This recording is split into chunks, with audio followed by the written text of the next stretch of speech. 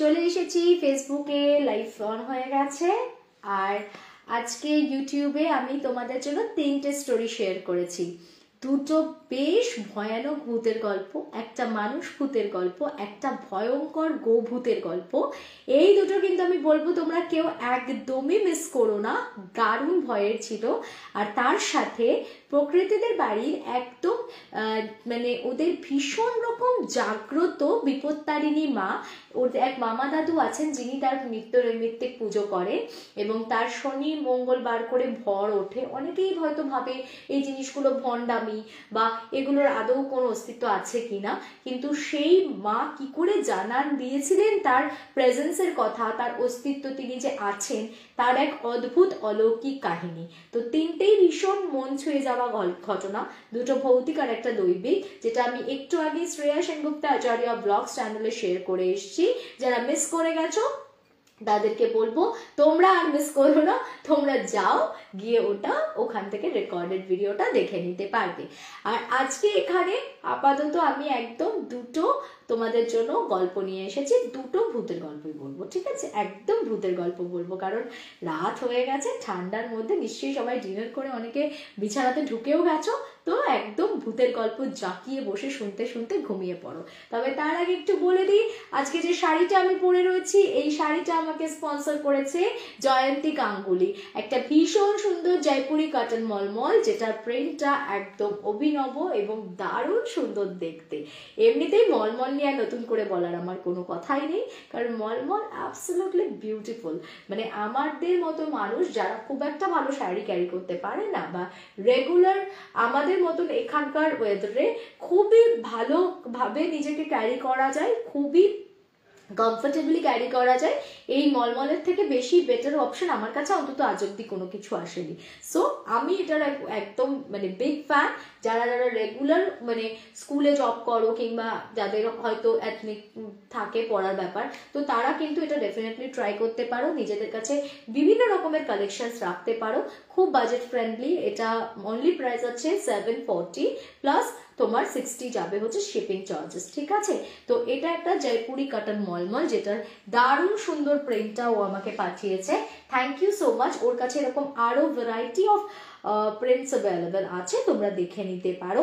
এছাড়াও কিন্তু ওর কাছে স্টার্টিং রেঞ্জ হচ্ছে শাড়ির 450 এবং 450 থেকে মানে Baluchari 600 onwards, Bomkai 750 onwards, silver জরি 699 অনওয়ার্ডস, কাতান সিল্কের অ্যাভেলেবিলিটি আছে ওর কাছে 699 থেকে স্টার্ট করে আপ টু 1500, এমনকি 2000 থেকে 2800 টাকা পর্যন্ত বিভিন্ন রেঞ্জের কাতান ওর কাছে কিন্তু অ্যাভেলেবেল পাওয়া যাবে। এছাড়াও 500 অনওয়ার্ডসে ওর কাছে বেড কভার এবং 400 অনওয়ার্ডস ওর কাছে ছেলেদের পাঞ্জাবি, বাচ্চাদের কালেকশন সমস্ত কিছুই কিন্তু অ্যাভেলেবেল থাকে। তো তোমরা যদি মনে করো যে ওর কাছে একদম budget friendly gift item shopping এর জন্য, আমি বলবো ও একটা ভীষণ কমফোর্টেবল জোন। তোমরা তোমাদের বাজেট বলে দেবে, সেই বাজেটের মধ্যে ওর কাছে বেস্ট কি আইটেম আছে সেটা ও তোমাদেরকে দেখিয়ে দেবে। আর ও কিন্তু হোলসেলার, কাজেই তোমরা যদি কেউ রিসেলিংও করতে চাও ওর সাথে তাহলেও যোগাযোগ করে নিতে পারো। আমি ওর ফোন নাম্বারটা বলে দিচ্ছি। এছাড়া মাসলিন, লিনেন, বাটিক, মলমল, মাহেশ্বরী, মাদুরাই সমস্ত রকমের সিল্ক ওর কাছে অ্যাভেলেবেল আছে। যার যেরকম পছন্দ তারা কিন্তু ওর কাছে অনায়াসে ওর কালেকশন দেখতে পারো। গিফটের জন্য আমি বলবো একদম রিজনেবল প্রাইসে ওর কাছ থেকে শপিং করতে পারো। আর যাদের মলমল ভালো লাগে ওর কাছে হিউজ মলমলের কালেকশনও পেয়ে যাবে, এরকম সুন্দর সুন্দর প্রিন্টস পেয়ে যাবে। অনেকে বলছিল যে মলমলগুলো একটু হোয়াইটের ওপরেই হয়ে যাচ্ছে ম্যাক্সিমাম, তো এরকম কালারফুল কালেকশন ওর কাছে পেয়ে যাবে। এটা যেমন রয়েছে পুরো জয়পুরি প্রিন্টের ওপরে, এরকম প্রচুর প্রিন্টস অ্যাভেলেবেল আছে। সো 740 একদম বাজেট ফ্রেন্ডলি, তোমরা দেখে নিতে পারো। 9875376254, আবার রিপিট করছি 9875376254, এই নম্বরে তোমরা জয়ন্তী গাঙ্গুলিকে পেয়ে যাবে। ওকে, সো তোমরা দেখে নাও কে কে কি প্ল্যান করছো, কার কটা বিয়ে বাড়ি পড়েছে। বিয়ে বাড়ি গল্প অন্য একদিন করবো। আমার এই বছর বিয়ে বাড়ি মানে আমি এবারে কতগুলো যে বিয়ে বাড়ির ইনভিটেশন পেয়েছি, কিন্তু আমি আবার একটা ব্যাপার আছে, আমি চট করে সমস্ত বিয়ে বাড়িতে একদম কমফোর্টেবল ফিল করি না। সব বিয়ে বাড়িতে আমি একদম মানে সব সময় মানে আমার ওই মাইন্ডসেটটা থাকে না যে বিয়ে বাড়ি পেলাম মানে আমি চলে যাব। আমি খুব চুজি বিয়ে বাড়ির ব্যাপারে, যে কার বিয়েতে যাবো আর কার বিয়েতে যাবো না। হয়তো যদি খুব অসুবিধাও হয়, কিন্তু তবু আমার যদি মনে হয় যে না এই বিয়েটা আমি অ্যাটেন্ড করবোই, আমার আলাদাই ভালো লাগা আছে, তবে আমি যাবো। আর যদি হয় যে না না গেলেও হয়ে যায়, তো আমি সেটা ছেড়ে দিই আর কি। তো আমি খুব চুজি বিয়ে বাড়ির ব্যাপারে, মানে খুব আমার হয়তো খুব পুরোনো দিনের কোনো আত্মীয়ের বাড়িতে বিয়ে, সেখানে গেলে প্রচুর পুরোনো রিলেটিভসদের সাথে দেখা হবে, একটা নস্টালজিক ব্যাপার আছে। তো সেখানে কিন্তু আমি অনেক কষ্ট করে হলেও, অনেক গ্রামের ভেতরে হলেও আমি সেই বিয়েগুলোতে অ্যাটেন্ড করতে চলে যাই।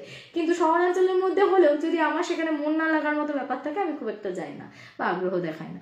এনিওয়েজ, আর একটা কথা বলি, গীতাঞ্জলি ভাদ্রা, গীতাঞ্জলি আমাকে একটা খুব সুন্দর শাড়ি পাঠিয়েছে। দেখো, এটা একটা বাটিক লিনেন আছে। ও শাড়িটা দেখতে না, আর বিশেষ করে শাড়ির কালারটা, আই জাস্ট ব্লেসড। দেখো কি দারুণ শাড়িটা, এটা একদিন তোমাদেরকে আমি পরে দেখাবো, ঠিক আছে?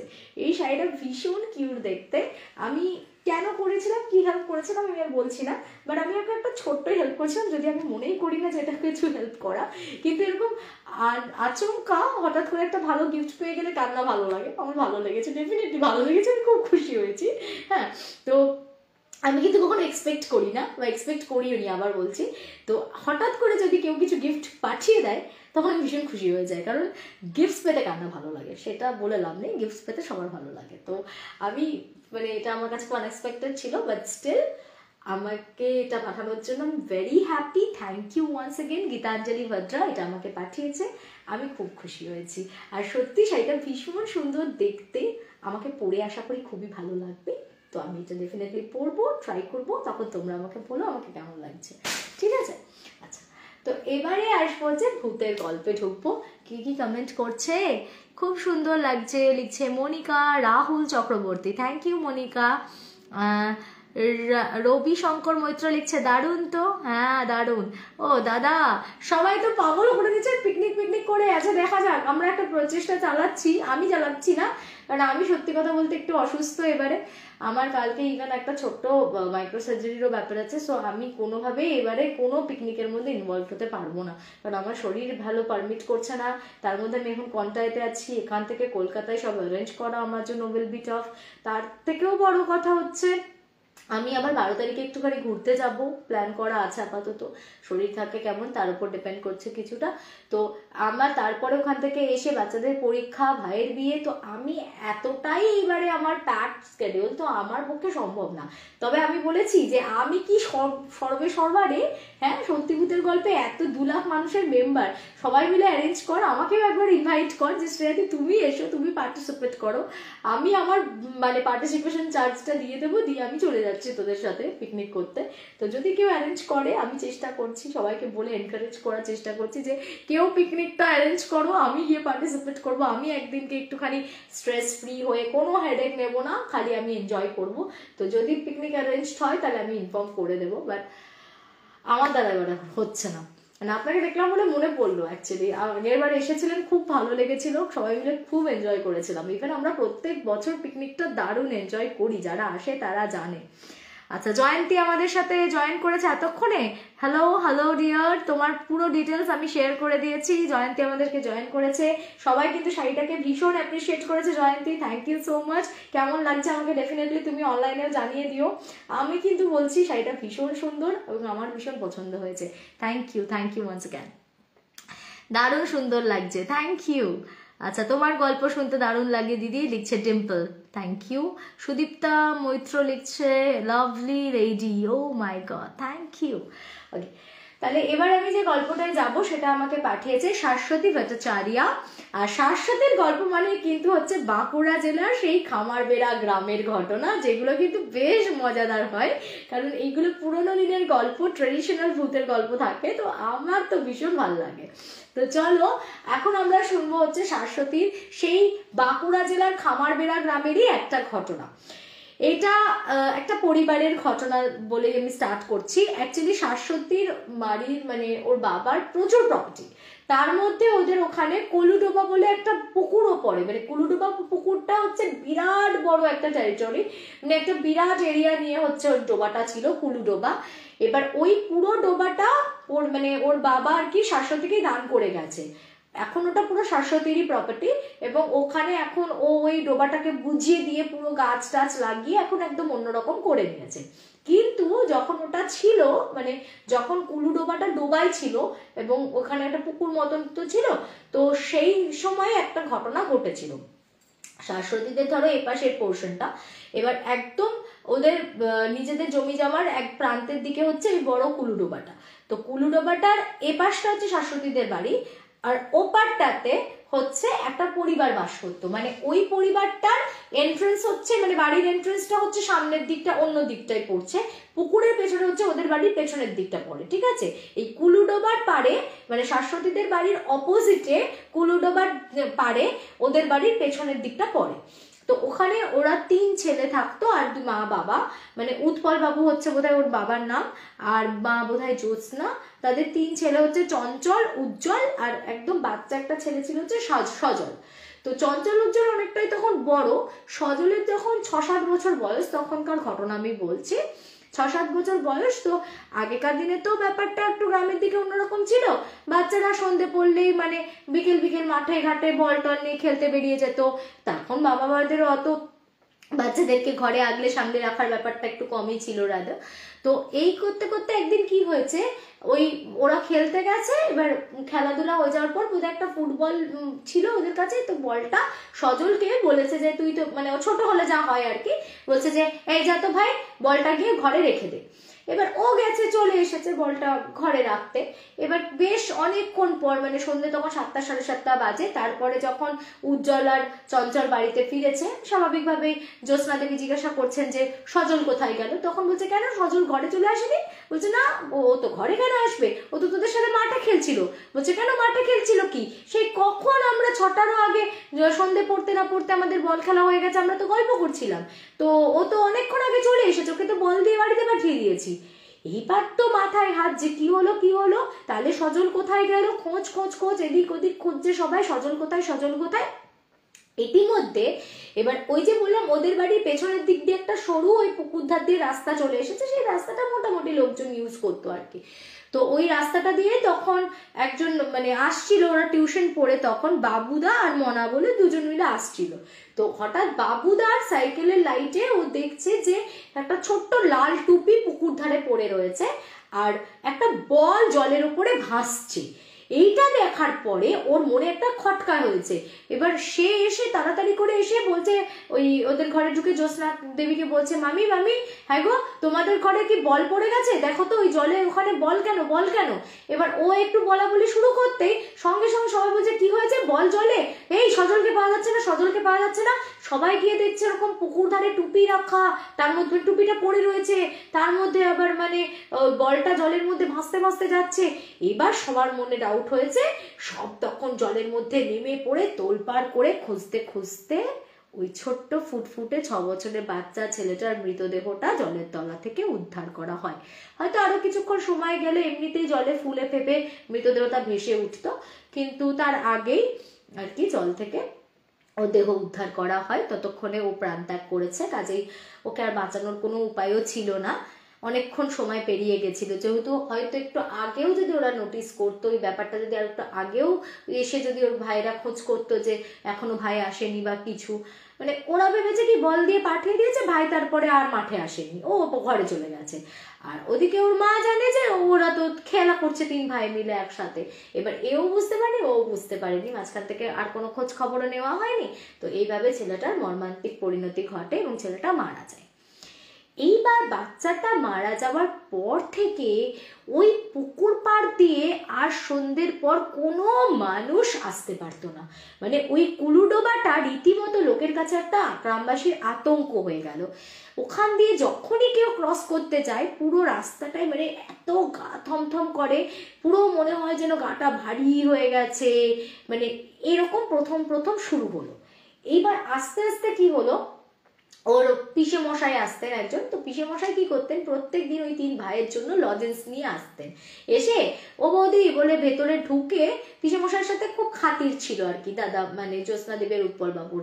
তো ওরা এসে পিসে মশাই আসতো, এসে বসতো, তারপরে মানে শালির বাড়িতে সাদাশালি হচ্ছে না কি হচ্ছে সম্পর্কে যাই হোক হবে, হ্যাঁ বৌদি দাদা বৌদি হচ্ছে আর কি। তো দাদা বৌদির কাছে বসতো, চাটা খেতো, খাওয়া দাওয়া করে বাচ্চাদেরকে লজেন্স টজেন্স দিয়ে উনি যেতেন। তো এবার উনি এরকম ওর মারা গেছে, বাড়িতে একটুখানি পরিবেশটা থমথমে হয়ে রয়েছে, কি করবেন, এসেছেন একটুখানি সৌজন্যতার খাতিরে বসলেন, বাচ্চাদেরকে লজেন্স দিলেন, দিয়ে বললেন নেই তোরা লজেন্স খা, তো মানে পরিস্থিতিটা ঠিক নেই। তো বলছে বৌদি কি করবে বলো, মন খারাপ করো না, এখন 2 ছেলেকে নিয়ে ভালো থাকো, নিয়তি ফের তো মানতেই হবে ইত্যাদি বলে পিসেমশাই আবার সাইকেলটা নিয়ে ওদের বাড়ির পেছন দিক দিয়ে উনি ওই কুলুডোবার পাশ দিয়ে যখন চলে যাচ্ছেন, হঠাৎ করে না পিসেমশাই এবার সাইকেলটা প্যাডেল করে যাচ্ছে, হট করে দেখছে সাইকেলটা আটকে গেছে, সাইকেলটার এগোচ্ছে না, সাইকেলটা মনে হচ্ছে পেছন থেকে কেউ যেন একদম চেপে ধরে রয়েছে, সাইকেলটার এগোচ্ছে না, কিন্তু সাইকেলটাতে উনি কন্টিনিউ সাইকেলটা ধরে বসে চেপে প্যাডেল করে যাচ্ছে। এইবার পিসেমশাইয়ের বুকের ভেতরটা তো ঢিপ ঢিপ ঢিপ ঢিপ করছে, ভাবছে যে এ কি হলো রে বাবা, এরকম সাইকেলটা এগোচ্ছে না কেন, কিছুতেই সাইকেলটাকে এগোতে পারছে না, সাইকেলটা পেছন থেকে কেউ শক্ত করে ধরে রয়েছে, অথচ উনি প্যাডেল করে যাচ্ছেন কিন্তু কিছুতেই হচ্ছে না, এগোচ্ছে না।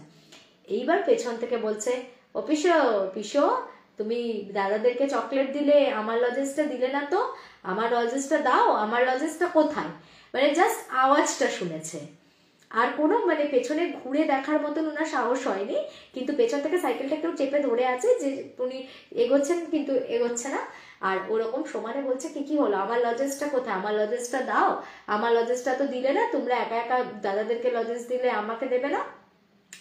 উনি কোনো কথা না বলে জাস্ট চোখটা বন্ধ করে যত রকমের দেবতা মানে নাম মনে পড়ছে, ইষ্ট দেবতার নাম করতে করতে প্রায় 15-20 মিনিট পর নাম জপতে জপতে হঠাৎ দেখছেন সাইকেলটা যেন মনে হলো ছেড়ে দিল, ওনার সাইকেলটা বেশ একটু এগিয়ে গেল, আর যেই এগিয়ে গেছে সঙ্গে সঙ্গে উনি পা চালিয়ে মানে সোজা সাইকেল নিয়ে ওইখান থেকে ক্রস করে বেরিয়ে গেছেন। পরদিন উনি একদম বেলাবেলি মানে তখন রোদও পড়েনি, এরকম সময় বিকেলবেলা 3-3:30 সময় এসেছেন, এসে বলছেন বৌদি জানো কালকে একটা ঘটনা ঘটেছে, এরকম মনে হয় সজলের আত্মা না শান্তি পায়নি, তোমরা একটা কিছু কাজ করো ওর, কেননা এরকম এরকম আমাকে বলছে যে লজেন্স দিলে না আমাকে, ও কিন্তু এখন এখানে রয়েছে, তো তোমরা একটু দেখো না যদি কিছু একটা কাজ করা যায়। এবার এই ব্যাপারটা না, এটা নিয়ে আমি আজকে আরেকটাও গল্প বলছি দাঁড়াও, মানে এইটা না অনেক বাড়ির মানুষের মধ্যে থাকে যে না আমাদের ভালোবাসার মানুষ, কিন্তু তারা এটা মানতে চায় না যে কেউ একটা পরলোকে চলে গেলে না ইহজগৎ থেকে, মানে তাদের কিন্তু আর তখন আপন পর বলে কেউ হয় না, তাদের মধ্যে নানান রকমের অতৃপ্ত আকাঙ্ক্ষা কাজ করে, তাদের মধ্যে অনেক কিছু কাজ করে, তো সেই জায়গাটাকে না রিকভার করা যায় না ওরকম ভাবে। কোনো মৃত মানুষের মানে ব্যাপারটা কিন্তু ওরকম নয় যে আমি নিজের লোক সে পরের লোক, তার কাছে তখন সবাই সমান, তার মধ্যে একটা প্রতিহিংসা পরায়ণতা থাকতে পারে, তার মধ্যে আবেগ থাকতে পারে, কাউকে একটা সাথে নিয়ে যাওয়ার টান থাকতে পারে, তখন সে নিজের পর কিছু দেখে না, বরং যাকে বেশি ভালোবাসে তাকেই সে টেনে নিয়ে যেতে চায় এরকম। তো এই ফিলিংসটা অনেকের বাড়িতে থাকে না। তো ওর মাকে যখন বলেছে, ওর মা সে কান্নায় ভেঙে টেঙে পড়েছে, ওর মার বক্তব্য হচ্ছে না এরকম কেন বলছো, বাচ্চা ছেলে, আমরা তো ওর কাজ তো করেছি, আবার কি করব, ও আছে যদি থাক কি হবে, ও কি তোমাদের ঘাড় মটকেছে, হ্যাঁ যেন মনে হচ্ছে আমার ছেলে তোমাদের ঘাড় মটকে খাচ্ছে, যত উল্টো পাল্টা বলছে ইত্যাদি বলে ওর মা খুব ইমোশনাল হয়ে পড়েছে। যাই হোক ওর পিসো আর কি করেন, আর তো কোনো কথা টথা না বাড়িয়ে ওর পিসোমশাই কি করেছিল, সেদিনকে ব্যাগে ভর্তি করে চকলেটস নিয়ে এসেছিল, সমস্ত চকলেটগুলো পুকুর ধারে ওখানে রেখে দিয়ে বলেছে এরকম মানে মনে মনে আর কি বলে যে সজল তুই এগুলো সব তোকে দিলাম তুই খাস, বলে চলে গেছে। হ্যাঁ সত্যি ওই চকলেটস গুলো কিন্তু পরে ওর পিসেমশাই যে ওরকম পাড়ে রেখে চলে গেল আর কেউ কিন্তু দেখতে পায়নি, ঠিক আছে, এবার যাই হোক কে খেয়েছে না খেয়েছে সেই সব তো আর কেউ জানা যায়নি। এরপর থেকে শুরু হলো কি আস্তে আস্তে ওই কুলুডোবার আতঙ্ক পুরো গ্রামে ছড়িয়ে পড়লো, মানে ওখান দিয়ে কেউ যেতে পারতো না, ওখান দিয়ে যেই যেত না এরকম তার পেছনে পুরো একদম পরিষ্কার জামাটাকে টেনে ধরতো, মানে সে পা চালিয়ে যাচ্ছে কিন্তু আর এগোতে পারছে না, পরিষ্কার বোঝা যেত যে পেছনে কেউ যেন একটা জামাটাকে টেনে ধরেছে। প্রায় 15-20 মিনিট ধরে সেই মানে ইষ্ট দেবতার নাম নিতে নিতে বা ওরকম মনে মনে বলতে যে তুই ছেড়ে দে আমাকে ছেড়ে দে করতে করতে তারপরে ছাড়তো। তো আস্তে আস্তে 2-1 জনের সাথে এরকম কটার পরে পুরো গ্রামে জিনিসটা ছড়িয়ে যায়, ধীরে ধীরে ওইখান দিয়ে মানে টোটালি লোকজন যাতায়াত বন্ধ করেই দেয়, আর সেরকম কেউ একটা যেত না। তারপর না বেশ কয়েক মাস কেটে গেছে, মানে ওই রাস্তাটা পুরো একদম নির্জন নিঝুম হয়ে গেছে, ওখান দিয়ে সবাই অ্যাভয়েড করে, কেউ ওই রাস্তা দিয়ে চলাচল করে না। কোনো মানে ব্যক্তি যদি ঘুরে ঘুরেও তাকে বাড়ি যেতে হয় তবু ওই কুলুডোবার পাশ দিয়ে আর কেউ হাঁটাহাঁটি করে না, মানে সন্ধে পড়লে তো কেউ যেতই না। এবার ওই গ্রামেরই মানে একজন ডোম ছিলেন, হ্যাঁ উনি ডোম একজন ছিলেন, উনি কাজ করতেন ওই তোমার শ্মশান টশানে থাকতেন, মৃতদেহের সাথে সারাক্ষণ থাকতেন। তো ওই প্রদীপ দা ছিলেন প্রচন্ড সাহসী। তো প্রদীপ দা ইউজুয়ালি ওই সন্ধ্যের দিকটাতে ফিরতো না, কিন্তু মাঝে সাঝে প্রদীপ দাকে ফিরতে হতো। তো এই ঘটনার মানে সজল মারা যাওয়ার 3 মাস পরের ঘটনা আমি বলছি, 3 মাস পর, হ্যাঁ ওই যে ডোম ছিলেন মানে ওই প্রদীপ দা, উনি একদিন একটা হাতে বড় লোহার কাটারি নিয়ে দোলাতে দোলাতে ওই কুলুপুকুরের পাড় দিয়ে ওনার বাড়িটা শর্টকাট পড়ে, তো ওই শর্টকাটে উনি ভাবছেন যে তাহলে আমি চলে যাই, টুক করে আমার হয়ে যাবে। তো ওই শর্টকাটে উনি ওখান দিয়ে আসছেন। এবার উনি আস্তে আস্তে মানে খানিক পুকুরটার পাড় দিয়ে যে ধরেছে রাস্তাটা, ওনার মনে হচ্ছে ওনার পায়ে পায়ে পায়ে পায়ে না একটা বিড়াল হাঁটছে, মানে একটা কালো কুচকুচে বিড়াল, চোখ দুটো জল জল করে জ্বলছে, পুরো ওনার পায়ের মধ্যে কেটে কেটে কেটে কেটে মানে পায়ের মধ্যে দিয়ে পায়ে বিধে বিধে আসছে। তো উনি বারবার বলছেন এই যা হুস হুস, মানে যেভাবে আর কি বিড়াল তারায়, কেউ বলছে যা যা করছে। তো উনি কোনো মানে দেখছে কিছু মানে ওর কোনো ইশার নেই, ওর পায়ের মধ্যে এরকম মেয়া মেয়া করে ডাকছে আর বেঁধে বেঁধে আসছে। তো উনি ওই কাটারিটা দোলাতে দোলাতে উনি ওনার মতন আসছে, আস্তে আস্তে হঠাৎ দেখছে পাশে বিড়ালটার জায়গায় একটা কুকুর, মানে বিড়ালটাই যেন আস্তে আস্তে আস্তে আস্তে কুকুরের মতন একটা শেপ নিয়ে নিল। এবার উনি না একটুখানি হার্ড ড্রিঙ্কস তো নেয় ডোমরা, মানে অতক্ষণ ধরে মৃতদেহ নিয়ে তো ওদের কারবার, তো বুঝতেই পারছো, না হলে ওরা সুস্থির থাকতে পারে না। তো বলছে যে আমি কি ভুল দেখছি বা আমার কি কোথাও ভুল হচ্ছে, বুঝতে পারছেন তাহলে আমারই ভুল হবে, এখানে কোথা থেকে মানে মানে বিড়াল কি করে কুকুর হবে, এরকম আবার হয় নাকি, তাহলে আমারই বোধহয় ভুল হয়েছে। আবার আসছে, তো সেই কুকুরটাও ওর পেছনে পেছনে লেজ নাড়াতে নাড়াতে ওর পাশ দিয়ে আসছে। এবার আস্তে আস্তে হঠাৎ করে থমকে প্রদীপদা দাঁড়িয়ে গেছেন, দেখছে কি কুকুরটা না ওকে ছাড়িয়ে ক্রস করে আগে চলে গেল। এবার কুকুরটা ওর সামনে আস্তে আস্তে আস্তে আস্তে বড় হচ্ছে এবং বড় হতে হতে পুরো সজলের আকৃতিতে পরিণত হচ্ছে, মানে একদম একটা বাচ্চা ছেলের মতন আকৃতি নিল, হ্যাঁ পুরো একদম সজলের মতন যেন হয়ে গেল। এবার ও এরকম চোখ রোগড়ে ভালো করে দেখছে যে এটা কি হলো, এটাও কি পসিবল, মানে এটা কখনো হয়, একটা বিড়াল থেকে কুকুর হলো, কুকুর থেকে আস্তে আস্তে ওরকম পুরো একদম সজলের মতন আকৃতির হলো। এবার পুরো ওরকম একটা আকৃতির হয়ে গেল, একটা ছেলের আকৃতি নিল। এবার তো যথারীতি ভীষণ মানে ভয় পেয়ে গেছে ও। এইবার ওর হাতে ওই যে লোহার কাটারিটা ছিল, আর উনি ছিলেন অদম্য সাহসী। তো ওখানে ওই সজল মানে দেখছে পুরো দাঁড়িয়ে আছে, একটা বাচ্চা ছেলে, পুরো বুঝতে পারছে যেটা সজলের আকৃতি, দাঁড়িয়ে দাঁড়িয়ে খুব হাসছে আর বলছে জানো আমি কে, তোমার সাহস তো কম নয়, তুমি এত রাত্রে এই পথ দিয়ে যাচ্ছ। আর ওরও তেমন সাহস, ও তখন বলছে কি তুই যে বটে বটে আয় তোকে আমি পিটবো, বলে এরকম কাটারিটা নিয়ে তেড়ে গেছে। এবার যেই কাটারিটা নিয়ে তেড়ে গেছে, এইবারে কি হয়েছে ব্যাপারটা সিকোয়েন্সটা বোঝো, মানে ও তখন সামনে দেখছিল দাঁড়িয়ে আছে, ও কাটারিটা নিয়ে গিয়ে এরকম করে কাটারিটা চালিয়েছে। এবার কাটারিটা চালাতেই যে জায়গায় জিনিসটা দাঁড়িয়ে ছিল সেটা মনে হলো সাট করে সাইডে সরে গেল, সাইডে সরে গিয়ে এরকম হাসছে তুই আমায় পিটবি বটে, তুই আমায় পিটবি বটে, তোমার তোকে আমি পিটবো দাঁড়া, বলে ও কাটারিটা আবার সেকেন্ড বার চালিয়েছে। এবার যেখানে ও যে মুভ করছে ও কাটারিটা সেদিকে চালাচ্ছে, আর জিনিসটা না সরে সরে সরে সরে যাচ্ছে, মানে সাট সাট করে জিনিসটা সরে যাচ্ছে, ও কিছুতেই মানে ওর গায়ে লাগছে না। যেই ওকে মারতে যাচ্ছে জিনিসটা ওর গায়ে লাগার আগেই যেন মনে হচ্ছে একটা হাওয়ার ঝোঁকার মতন পুরো সেট করে সরে যাচ্ছে, আর ওখানে গিয়ে হাসছে আর বলছে তুই আমায় মারবি বটে, তুই আমায় মারবি বটে, এরকম বলছে। আর ওর সময় বলছে দাঁড়া তোকে পিটবো, দাঁড়া তোকে পিটবো, বলে এরকম বেশ খানিকক্ষণ চলতে থাকে। ওই যে মানে কাটারিটা দিয়ে প্রদীপদা বারবার ওকে কোপ বসানোর মতন করে মারতে যাচ্ছে, আর ওই জিনিসটা সাট করে সরে যাচ্ছে, সাট করে সরে যাচ্ছে। এরকম চলতে চলতে বেশ খানিকক্ষণ পরে মানে আর দেখতে পাচ্ছে না, মানে আর হাসির আওয়াজটাও পাচ্ছে না আর দেখতেও পাচ্ছে না। তখন প্রদীপদা বুঝতে পারে যে হয়তো ক্ষণিকের জন্য আমি মুক্তি পেয়েছি। ওখান থেকে পুরো মানে হাত থেকে কিন্তু কাটারিটা ফেলেনি, ওটা লোহার তো, ওটাকে শক্ত করে ধরে আছে আর চেপে ধরে বলে দাঁড়া তুই আজকে আমার পিছু নিলেও তোকে পিটবো বটে বলে ওখান থেকে দেদার দৌড়। কোনো মতে তো মানে এসে হাঁপাতে হাঁপাতে নিজের বাড়িতে ঢুকেছে। পরদিন সকালবেলা গিয়ে আবার ওই বাড়িতে বলেছে যে তোমরা কি গো, তোমরা একটু কাজকর্ম করছো না, সাধ্য শান্তির একটা ব্যবস্থা করো, এরকম ভাবে চলতে থাকলে তো পুরো গ্রামের লোকের বিপদ, এরকম করে হয় নাকি। তো তারপরে বোধহয় সবাই মিলে বলার পরে ফাইনালি ওরা ওর দোষ কাটানোর একটা কাজ করেছিল মনে হয়। এবং আস্তে আস্তে তারপর যেটা হয় কালক্রমে ধরো আস্তে আস্তে ইনসিডেন্টটাও সবাই ভুলে গেছে। আর এই কুলু ডোবাটা পরবর্তীতে তো আমি বললাম যে এটা শাশ্বতীকে ওর বাবা দান করেছেন। তো তারপর সেই ডোবাটা ও পরে গিয়ে যেহেতু ওইরকম একটা স্ক্যান্ডাল মানে সবাই ভয় টয় পায় ওই ডোবাটাতে, যেহেতু ওরকম একটা মৃত্যু ঘটেছে, ও গিয়ে পুরো ডোবাটা বুঝিয়ে দিয়ে এখন ওখানে অনেক গাছ টাছ মানে ফলছে সবজি গাছ ফুল গাছ টাছ লাগিয়ে এখন পুরো জায়গাটা অন্যরকমই হয়ে গেছে। এখন অতটা আর এখন আগের থেকে ধরো স্ট্রিট লাইট ফাইটও বসে গেছে, ওই ডোবার পাশের রাস্তাটাতেও দু একটা আলো টালো বসে গেছে। তো তারপর এখন আর আগের মতন অতটা ভয় লাগে না, তবে তবু রাস্তাটা অনেকেই এখনো গ্রামের অ্যাভয়েড করে আর কি। তো এরপর ওরা ওই কথাটা শোনার পর ফাইনালি গিয়ে কাজ টাজ করিয়েছিল কিছু, আর বোধহয় তারপর পরে পিণ্ডদান টানও করে। তো এইটা ছিল হচ্ছে একটা ঘটনা যেটা আমাকে বেশ ভয় লেগেছে। আর একটা ঘটনা আমি বলছি, এটা আমাকে শিল্পা পাঠিয়েছিল, অনেকটা এটার সাথে রিলেটেবল বলেই আমি বলছি।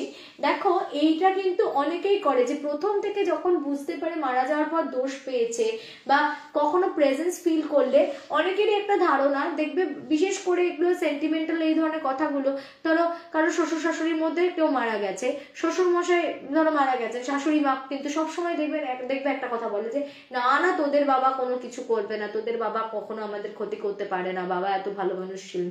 মানে এই জিনিসটা কিন্তু খুব ইমপ্র্যাকটিক্যাল, কারণ মারা যাওয়ার পরে একটা সোলের কাছে কিন্তু কে ভালো কে খারাপ, কে নিজের কে আপন পর এরকম কোনো বাদ বিচার থাকে না। এরকম একটা ইনসিডেন্ট বলছি, এটা শিল্পার মাসির মেয়ে শ্বশুর বাড়ির ঘটনা। হ্যাঁ, ওর মাসির মেয়ে যখন বিয়ে হয়েছে তখন শ্বশুর শাশুড়ি আর তার দুই ভাই, ওরা মানে ওর জামাইবাবু ওরা দুই ভাই, একজন ওর বড় মাসির মেয়ের একজন ভাসুর আছে, ভাসুরের বউ তার একটা ছেলে, আর ওর মানে মাসির মেয়ের বিয়ে হওয়ার পর তাদেরও আবার একটা ছেলে হয়। ছেলে হওয়ার পরে ওর শ্বশুরমশাই মারা যান। তো শ্বশুরমশাই মারা যাওয়ার পরেই ওকে মানে ওই যে পুরোহিত মশাই এসেছিলেন তিনি বলেছিলেন যে উনি কিন্তু ত্রিপদ দোষ পেয়েছেন, তা আপনারা কিন্তু একটা কাজ করুন, আপনারা একটা পুজো করে নিন, হ্যাঁ একটা যজ্ঞ করানোর দরকার আছে, আপনারা একটা কাজটা সেরে নিন, একটা যজ্ঞ করিয়ে নিন, আপনাদের বাড়িতে না হলে কিন্তু মানে অনেক কিছু আপনাদেরকে ফেস করতে হবে। তো ওর শাশুড়ির বক্তব্য হচ্ছে যে না না ওরকম দোষ পাবে আবার কি, অত ভালো মানুষ ছিলেন উনি, মানে জীবদ্দশায় কোনোদিন কোনো অসৎ কর্ম করেননি, তো ওইরকম দোষ পেয়েছে বললেই হলো, উনি কি কোনো খারাপ মানুষ ছিলেন, উনি কারোর কোনো ক্ষতি করবেন না, এরকম একটা ওনার চিন্তা ভাবনা, ওসব কিছু করতে হবে না, যেমন আর 5 জনের নর্মাল কাজ করা হয় শ্রাদ্ধ শান্তির কাজটাই ওনার হবে। তো সেই কাজগুলো তো হয় মিটে যায়। এবার তারপর থেকেই শুরু হলো ওদের বাড়িতে, ঠিক রাত্রিবেলাটা হতো মানে তখন কটা হবে 1:30 2টোর দিকটায় ওদের ছাদের দরজাটা পরিষ্কার বোঝা যেত কে যেন দাম দাম করে ধাক্কাধাক্কি করছে। ওরা সাহস করে কেউই ওপরে গিয়ে খুলে দেখেনি কোনোদিন, কিন্তু পরিষ্কার বুঝতে পারতো যে ছাদের দরজাটা ধরে কেউ যেন জোরে জোরে ঝাঁকাচ্ছে। এরপর শুরু হলো কি আস্তে আস্তে মনে হতো ছাদের সিঁড়িটা দিয়ে কেউ দুপ দুপ দুপ করে নামছে উঠছে, তারপরে মানে রান্নাঘরে বাসনপত্রগুলো ঠুং ঠাং কেউ যেন নাড়াচাড়া করছে, এইসব টুকটাক তো লেগেই ছিল।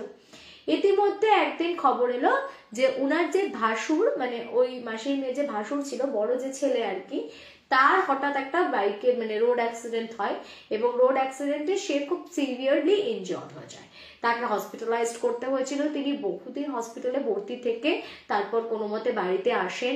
উনার এবার যেটা হয় প্রাইভেট সেক্টরে থাকলে তোমার প্রফেশনাল দিকটাও তো একটা দেখার ব্যাপার থাকে, কতদিন উনি রেস্ট নেবেন, ওনার যে অবস্থা ছিল তাতে ওনাকে আরো অনেক রেস্টের দরকার ছিল, কিন্তু ওদিকে উনি ছুটিও পাচ্ছিলেন না, ওনার জবের দিকটাতেও খুব প্রবলেম হয়ে গেছিল, মানে না উনি জয়েন করতে পারলেন তো ওনার জবটাও চলে গেল, ওনার এদিকে মানে আর্থিক অসঙ্গতিও দেখা গেল, তার সাথে সাথে হেলথ কন্ডিশনটাও ওরকম খারাপ হতে থাকলো। তো তখন কিন্তু বারবার মানে মাসির মেয়ে বলছে যে একটু সাহস করে বলেছে যে মা দেখছো এরকম আমাদের বাড়িতে কিন্তু এরকম আবা থাবা লেগে গেল, মানে বাচ্চাগুলোরও মানে দুটো যে বাচ্চা ছেলে ওদেরও নাকি ওই শ্বশুর মশাই মারা যাওয়ার পর থেকে শরীর খারাপ, মানে ভীষণ রকমেরই শরীর খারাপ, সব সময়তেই রোগ ভোগ জ্বরে ভুগছে, হয় পড়ে যাচ্ছে, পা ছেড়ে যাচ্ছে, পা হাত ভেঙে যাচ্ছে, মানে এইসব লেগেই রয়েছে। বলছে এরকম বাচ্চাদেরও খুব শরীর খারাপ হচ্ছে, আমরা দেখো এরকম বড়দারও এই অবস্থা হলো, আমার কিন্তু খুব ভয় লাগছে মা, চলো না আমরা দোষ কাটানোর পুজোটা করে নিই। উনি সেই একটা বলছে হ্যাঁ তোমরা এখন বাড়িতে যা ঘটবে সবই কি তোমার শ্বশুর মশাইয়ের দোষ নাকি? উনি কি এসে তোমার কি বলতে চাইছো, ছেলেকে ফেলে দিয়েছে, হ্যাঁ না তোমার বাচ্চা শরীর খারাপ করে দিয়েছে? উনি কি করবেন, উনি মারা গেছেন, তাকে তার মতো থাকতে দাও না শান্তিতে, তোমাদের যেন মানে আমরা মরেও শান্তি পাবো না, তোমরা আমাদের পেছনে তাও লেগে থাকবে, মানে এই সমস্ত উল্টো পাল্টা কয়েকটা কথা শুনিয়ে যায়। দিয়ে বলছে কোনো প্রশ্নই ওঠে না, আমি এরকম কোনো কাজ করাবো না, কারণ তোমার বাবা কোনোদিন বেঁচে থাকতে কোনোদিন কারো ক্ষতি চাননি বা ক্ষতি করেননি, তো মারা গিয়েও উনি তোমাদেরকে আশীর্বাদই করবেন, কোনো ক্ষতি তোমাদের উনি করবেন না, তো উনি তো শুনবেন না। তারপরে এবার কিছুদিন পরে কি হলো, ওর যে হাজবেন্ড মানে ওর যে জামাইবাবু আমি বললাম, সে বোধহয় বর্ধমান থেকে শিলিগুড়ি যাচ্ছিল, ওই বর্ধমান থেকে শিলিগুড়ি যাওয়ার পথে বোধহয় বাসে যাচ্ছিল প্রবাবলি, তো ওই বাস অ্যাক্সিডেন্ট হয়, মানে পুরো ওই বাসটাই অ্যাক্সিডেন্ট করেছিল এবং তাতে উনিও খুব ইনজয়ার্ড হয়েছিলেন। এইবারে তারপরেও কিন্তু বারবার ওনাকে রিকোয়েস্ট করা হচ্ছিল যে এরকম দুটো বাড়ির জোয়ান ছেলের এরকম অ্যাক্সিডেন্ট হলো, বাড়ির বাচ্চাগুলো এত ভোগান্তি ভুগছে, তাছাড়া উনি কিন্তু প্রেজেন্স বুঝতে পারছেন, কারণ বাড়ির সবাই কিন্তু বলে আওয়াজ এরকম ধুপ ধুপ ধুপ ধুপ করে নামছে উঠছে, মানে রাত্রিবেলা হলেই দরজা জানলা এরকম ঝাঁকানোর শব্দ পরিষ্কার করে এগুলো সমস্তই শোনা যাচ্ছে, তো এখানে তো না বোঝার কোনো কারণ নেই, কিন্তু উনাকে কিছুতেই মানানো গেল না, উনার মানে পারমিশন ছাড়া ওইভাবে, যেহেতু ওনাকে সবাই খুব মান্যতা দিত, তো কেউ ডেকে পুরোহিত ডেকে পুজো করিয়ে নেবে সেই সাহসটাও করতে পারছিল না, সেই নিয়ে আবার ঝগড়াঝাটি অশান্তি হবে, তো সবকিছু চলতে থাকে এরকম ভাবেই, সবার পরিস্থিতি খুব খারাপ হয়ে যায়, আর্থিক অনটন নামে সংসারের উপর, মানে তাছাড়াও এরকম বাচ্চাদের শরীর খারাপ লেগে আছে, সমস্ত কিছু যখন একদম ড্যামেজড এরকম কন্ডিশনে একদিন ওই শাশুড়ি মাই উনি বোধহয় সম্ভবত কোথাও একটা যাচ্ছিলেন, তো উনি হাই রোডের উপর দিয়ে টোটো করে, ওনাকে বেশ খানিকটা পথ যেতে হবে কোথাও, তো ওই টোটো করে যাওয়ার সময় হঠাৎ নাকি মাথা ঘুরে উনি পড়ে যান টোটো থেকে, চলন্ত টোটো থেকে মাথা ঘুরে উনি হাই রোডে পড়ে যান, এবং উনি এমন ভাবেই পড়েছেন, পেছন থেকে একটা দ্রুত বেগে লরি আসছিল, সেটা তীব্র বেগে এসে উনাকে সোজা ধাক্কা মারে এবং উনি একদম ছিটকে গিয়ে পাশের মানে হাই রোডের পাশে যে মাটি বা জমি থাকে না এমনি খোলা, তো ওই খোলা জমিতে গিয়ে পড়েছিলেন। মানে ভাবো কিরকম কপাল, টোটো থেকে মাথা ঘুরে সে হাই রোডে পড়ে যায়, একটা লরি আসছিল পেছনে, সেটা এসে তাকে সজোরে ধাক্কা মারাতে তার বডিটা ছিটকে গিয়ে পড়ে হচ্ছে পাশের একটা এমনি খোলা মাঠের মধ্যে। কোনো মতে টোটোওয়ালা তো টোটো দাঁড় করিয়ে ওনার বডিটাকে সেই আরো কিছু লোকাল মানুষের হেল্প নিয়ে তুলে কোথায় কোথায় খোঁজ করতে করতে ওনার বাড়ি পর্যন্ত আনা হয়, সঙ্গে সঙ্গে ওনাকে হসপিটালে নিয়ে যাওয়া হয়, লোকাল হসপিটাল ওনাকে সঙ্গে সঙ্গে চিত্তরঞ্জনে মনে হয় রেফার করে দিয়েছিল কলকাতাতে, তো ওখানে ওই কলকাতাতে প্রায় 1.5 মাস মতন উনি ভীষণ রকম মানে মৃত্যুর সাথে লড়াই করেছিলেন, করে ফাইনালি উনি মারা যান। তো উনি মারা যাওয়ার পরে উনিও দোষ পেয়েছিলেন, তারপর ছেলের বউরা মানে আর এক মুহূর্ত বিলম্ব না করে দুজনেরই মানে বাবারটাও মারটাও দুজনেরই শ্রাদ্ধ শান্তি তার সাথে দোষ কাটানোর কাজ করে গয়ায় পিণ্ডদান করে চলে আসে।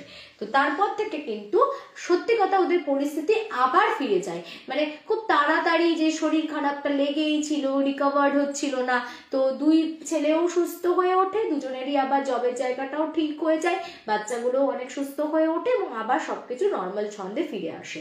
তো এইটা যেটা আমি বলছিলাম যে অনেক সময় এই যে পুরোহিতরা যখন কেউ মারা যাওয়ার পর বলে যে দোষ পেয়েছে বা কিছু, এগুলোকে আমরা গুরুত্ব দিই না, বা আমাদের একটা ভ্রান্ত ধারণা আছে যে মানুষ ভালো থাকলেও অ্যাকচুয়ালি মানুষের কর্মফলের ওপরে কিন্তু দোষটা হয় না সব সময়। অ্যাকচুয়ালি দোষ পাওয়ার জিনিসটা অনেক সময় টাইমিং অফ ডেথটার ওপরেও ডিপেন্ড করে, যে কোন সময় মানুষটা মারা গেছে, হয়তো সেই সময়টা খারাপ হলে তাতেও কিন্তু অনেক সময় অনেক ভালো মানুষও কিন্তু দোষ পায়, শুধু কর্মফলের জন্যই কিন্তু মানুষ যে দোষ পায় তা কিন্তু নয়। তো অনেক সময় খুব বাজে টাইমিংটার জন্য, টাইমে মারা গেলে তখনও দোষ পেয়ে যায়। তো সেই কারণে যদি বলে পুরোহিত মশাই, আমার মনে হয় দোষ কাটানোর কাজটা কয়েক হাজার টাকারই তো ব্যাপার, তো একটু করে নেওয়াই ভালো। তাতে কি হবে, মানে বাড়িটা সিকিওর থাকে। এই ভদ্র মহিলা মানে যদি একটু এই সবার কথা শুনতেন, তাহলে হয়তো দেখো নিজের প্রাণটাও এনাকে ওইরকম অকালে দিতে হতো না, প্লাস বাড়ির পরিস্থিতিটাও হয়তো এত খারাপের দিকে যেত না। তো উনি ওই জেদ করে শুনলেন না, না তোমাদের বাবা কোনোদিন কারো ক্ষতি চাইতেই পারেন না, উনি করবেন তোমাদের ক্ষতি, এটা তোমরা ভাবছো কি করে, তোমরা এরভাবে ওনাকে অপমান করছো কি করে, মানে এই পুরো একদম সেন্টিমেন্টের মানে ভিত্তিতে একটা হয় না, মানে খুব ইমোশনাল একটা ব্ল্যাকমেল করে উনি যে কথাটা শুনলেন না, এন্ড অফ দ্য ডে তার রেজাল্ট কিন্তু এরকমই ভয়াবহ এসে দাঁড়ালো। মানে উনি নিজে প্রচন্ড ভুগেছিলেন। ইভেন 1.5 মাস একটা মানুষ ওরকম মানে একবার ভেন্টিলেশনে ঢুকছে বেরোচ্ছে, মানে বিচ্ছিরি একটা ব্যাপার ছিল। তো খুব কষ্ট করে, খুব সাফার করে ফাইনালি ওনার ডেথ হয়ে যায়। ভাবতে খারাপ লাগে, বাট উনি মারা যাওয়াতে পরিবারটা বেঁচে গেল। অরিজিৎ মজুমদার, হ্যাঁ মানে উনাকেই কি বলবো আর কি, ওনার যে ডিসিশনটা সেটার জন্যই তো এতগুলো বিভ্রান্তি তৈরি হয়েছিল, তো কোথাও গিয়ে সেটাই আর কি। আচ্ছা, তোমাকে কি খুব সুন্দর লাগছে আজকে, কি লিখেছে, এটা কি লিখেছে, Aritri Ghosh, love you too. Soumi Ghosh কি লিখছে, খুব সুন্দর লাগছে তোমাকে, thank you Heidi. Sending love from Dubai লিখছে চিরশ্রী দাস।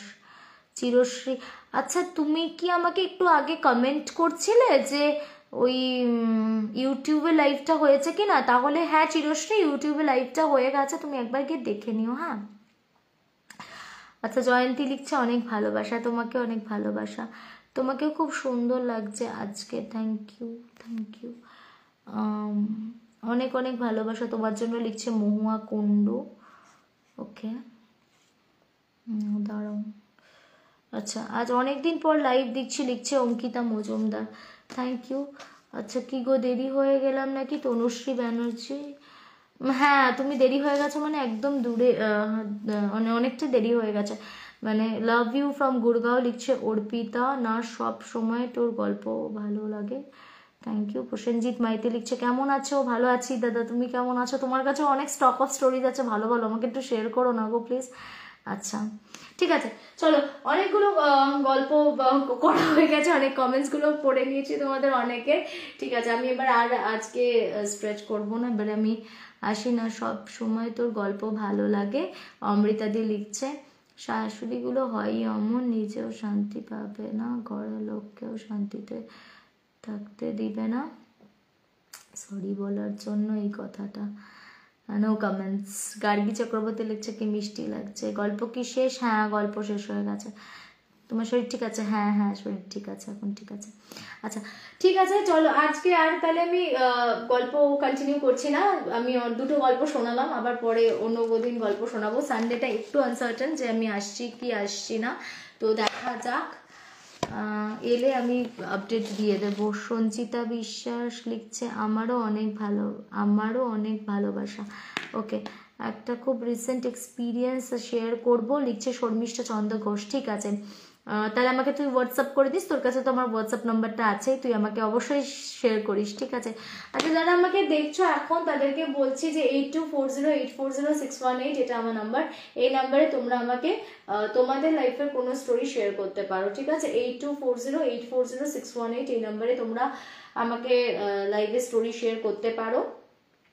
আর একবার বলে দিই বাবা, 11টা 13 হয়ে গেছে, অবশ্য আজকে আমি একটু লেটও করেছিলাম জয়েন করতে করতে। দাঁড়াও, আমি আবার একবার বলে দিচ্ছি যে আমি যে শাড়িটা আজকে পরে রয়েছি এটা হচ্ছে জয়পুরি কাটান মলমল, এটা আমাকে জয়ন্তী পাঠিয়েছে। 9875376245 নাম্বারে তোমরা ওকে যোগাযোগ করতে পারো। আবার বলছি 9875376245, এটা হচ্ছে ওর নাম্বার। এখানে ঠান্ডা পড়ে না। আচ্ছা তুমি কোথা থেকে বলছো আমি জানি না। ঠান্ডা কেমন গো? ঠান্ডা ভালো, মোটামুটি ঠান্ডা আছে।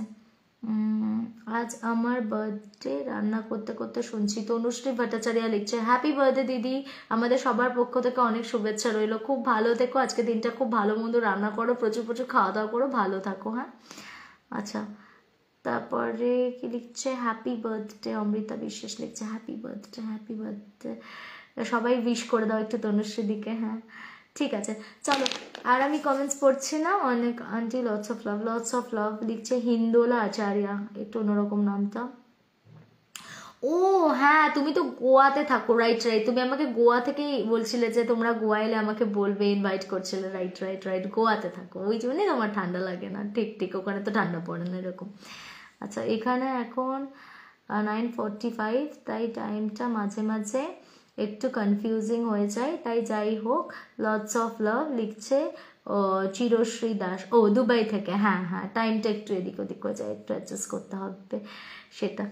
আচ্ছা, শালিনী লিখছে গুড নাইট। হ্যাঁ জয়ন্তী, তুই ওটাকে একটুখানি কি করে দে, এটা কি পিন করা যায় আমি জানি না। আচ্ছা আমি পিন করে দিচ্ছি কমেন্টে, যা এটা পিন করে দিলাম। আশা করি সবাই নাম্বারটা পেয়ে যাবে। Okay, that's good. ঠিক আছে, good night all of you, সবাই খুব ভালো থেকো আর সবাই খুব এনজয় করো ভালো করে। উইকেন্ড আসছে, আমি সানডেতে যদি লাইভে আসি তাহলে আমি নোটিফিকেশন সেন্ড করে দেবো, আদারওয়াইজ আবার তোমাদের সাথে দেখা যাক কবে দেখা হচ্ছে। ঠিক আছে, tata, good night all of you.